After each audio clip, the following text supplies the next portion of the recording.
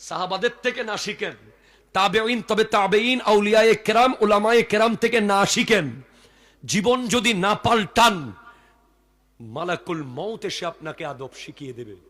এই ওয়াজ থেকে যদি আপনি আদব না শিখেন, এই ওয়াজ যদি আপনাকে না পাল্টায়, তাহলে হযরতে মাওলা আলী কারামাল্লাহু তাআলা ওয়াজহুল কারীম বলছেন, আল মাউতু খায়রু মুআদ্দাবিন, মৃত্যু হলো সবচেয়ে দামি আদব শিক্ষাদাতা।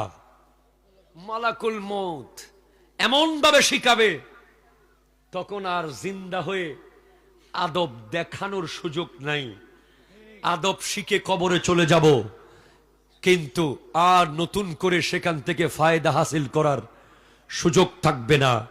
তাই মালাকুল মউত আসার আগে সতর্ক হওয়ার দরকার আছে না নাই?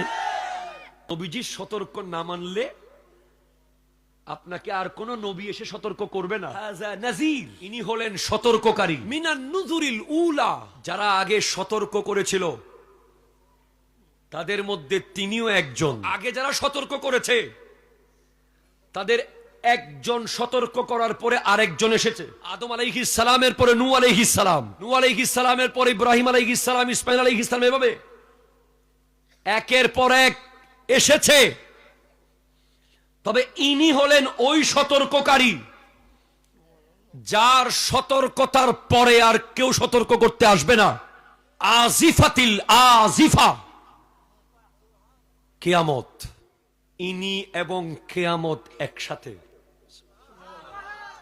আমার নবীজি ইরশাদ করতে লাগলেন, বুইস্তু আনা ওয়াস সাআ, আমার নবীজি ইরশাদ করতে লাগলেন, আমি এবং কিয়ামত একসাথে প্রেরিত।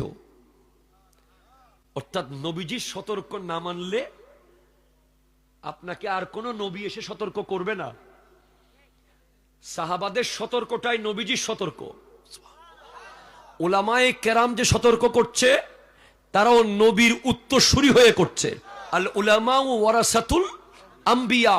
আমার আল্লাহ ইরশাদ করতে লাগলেন, আজিফাতিল আজিফা, the day of judgment knocking the door. কিয়ামত তোমার ঘরের দুয়ারে, তোমার দরজায় নক করছে কিয়ামত। কিয়ামতের বেশিরভাগ আলামত দেখা গেছে, লাখে 10,000 কিয়ামতের আলামত। কথা কোনো ঠিক কিনা? লক্ষ লক্ষ টাকা নিয়ে ব্রিজের মধ্যে লোহার জায়গায় বাঁশ দেওয়া কিয়ামতের আলামত। মা বাবাকে ঘর থেকে বের করে দেওয়া কিয়ামতের আলামত। ওপেন মদ জুয়া নিয়ে ব্যস্ত হওয়া কিয়ামতের আলামত। রাস্তায় রাস্তায় মানুষ